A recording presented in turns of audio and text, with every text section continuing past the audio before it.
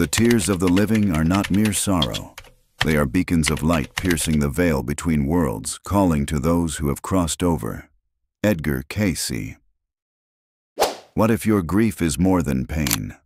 What if every tear you shed for a loved one lost creates a radiant pulse, a signal that transcends the boundary of death? Edgar Cayce, the sleeping prophet, taught that emotions are not confined to the physical plane. In his readings, he revealed a startling truth: the departed see our sorrow as vibrant waves of energy, colors, and vibrations that shimmer in the spiritual realm. Your tears born of love and loss are not invisible. They are luminous threads weaving a bridge to those who linger in expanded awareness. Consider Sarah, who lost her mother to cancer 3 months ago. Alone in her room, clutching her mother's cardigan, she wept until exhaustion claimed her. Unbeknownst to her, each tear sent ripples of golden light into the beyond, a beacon her mother could not ignore. This is the mystery we unravel today. What do the dead see when we cry for them? Are our tears a gift of connection or a tether that binds? Cayce's visions suggest that grief is not a private act. It is a cosmic dialogue, a language of light spoken between souls. Ancient wisdom echoes this truth.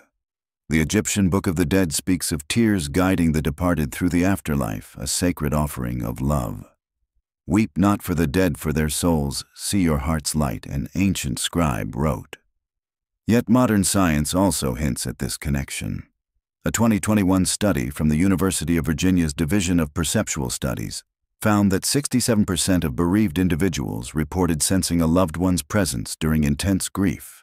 Roe 2021. Your pain, it seems, is a call that resonates beyond the veil. This is no ordinary exploration. We're diving into the heart of what it means to grieve, to love, and to connect across dimensions. If this stirs a memory you didn't know you carried, you're not alone. Subscribe to Edgar Cayce Predictions, not just for content, but for clarity on the soul's deepest questions. Your tears are not just water and salt. They are the essence of your love, your memories, your unresolved pain.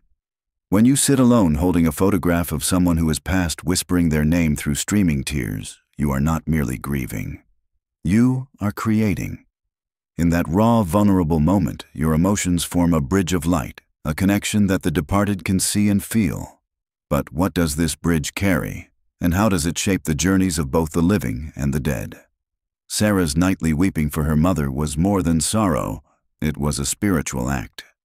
In the realm beyond, her mother perceived Sarah's grief as a pulsating vortex of energy, radiant with love, but turbulent with pain.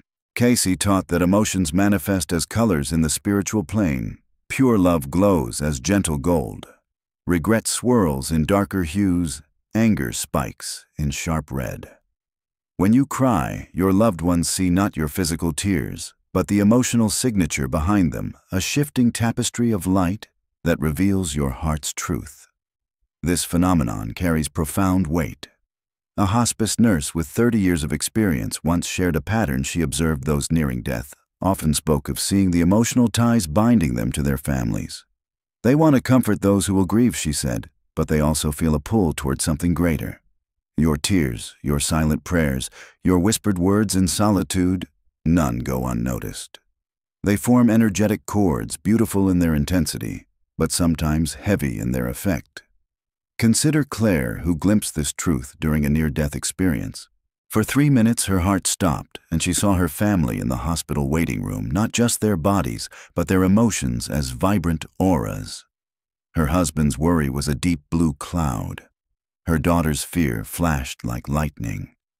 I understood their feelings with perfect clarity, she said, echoing what spiritual traditions have long taught: the departed exist in a state of heightened awareness, perceiving the emotional bonds that tether them to us. But there is a paradox here. The love that fuels your tears can sometimes anchor the departed to the earthly plane. A woman in Colorado, meditating deeply, felt her father's presence urging her to transform her grief. My pain was like a spotlight, she said, holding him back from his journey. Cayce described this in a reading. Prolonged, inconsolable grief creates a calling that divides the departed's attention, pulling them between their spiritual path and the needs of those left behind. Your sorrow is seen, but it can also bind. This is not to say your grief is wrong. It is a sacred expression of love, a testament to the bonds that death cannot sever. Yet it carries a psychological weight that shapes both your healing and their progression. When you weep uncontrollably, you may feel a sudden warmth, a familiar scent, or a gentle touch. A 2019 survey by the Hospice Foundation of America found that 54% of grieving individuals reported such experiences during moments of intense sorrow. HFA 2019. These are not illusions, they are responses. Your tears summon the departed, drawing them near to offer comfort across the veil. If these words resonate, stirring a truth you've felt but never named, share your story in the comments below. Your experience might be the light someone else needs on their path through grief. The connection between the living and the departed is not a one-way street. It is a dialogue, a dance of energy and intention that transcends time and space. Carl Jung once said, "The meeting of two personalities is like the contact of two chemical substances. If there is any reaction, both are transformed." So it is with grief. When you cry for those who have passed, you are not merely mourning, you are engaging in a profound exchange that shapes both your soul and theirs. This exchange operates by laws of resonance, not physical proximity. A hospice chaplain shared the story of an elderly man who in his final moments spoke to his long-deceased wife as if she stood before him. "She's been watching our grandchildren," he said, aware of a newborn she never met in life. This awareness defies our linear understanding of time. The departed, free from physical limits, perceive your life's moments, your struggles, your joys, your silent wishes for their guidance with perfect clarity. Ancient traditions affirm this. The Tibetan Book of the Dead warns that excessive attachment from the living can confuse souls in transition, tethering them to earthly concerns. Yet this tethering is not punishment. It is the soul's response to love. When you visit a loved one's grave, mark their birthday, or pause in a wave of remembrance, they are present, drawn by the beacon of your emotion.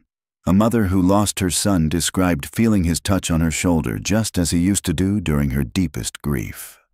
"The veil thins," she said, when emotions surge. Philosophically, this raises a question: what is the purpose of grief? Viktor Frankl, the existential philosopher, believed suffering holds meaning when it leads to growth. Grief, then, is not merely loss, it is a crucible for transformation. When you weep, you are not just releasing pain. You are forging a spiritual connection that honors the departed while shaping your own path. But prolonged, debilitating sorrow can create energetic cords that bind. A medium who has facilitated thousands of connections described souls expressing concern for loved ones trapped in grief. "They show me glowing cords," she said, "tethers of love that must loosen for both to be free." This insight aligns with Eastern philosophy. In Zen Buddhism, attachment is seen as a source of suffering, yet love is eternal. The challenge is to transform grief into loving remembrance, a shift from clinging to presence to honoring essence. A widow who sensed her husband's presence on their anniversary described ordering his favorite dessert, leaving it untouched across the table. "He was there," she said, "celebrating with me." Her act was not attachment, but communion, a bridge of love that freed rather than bound. Cayce's teachings deepen this wisdom.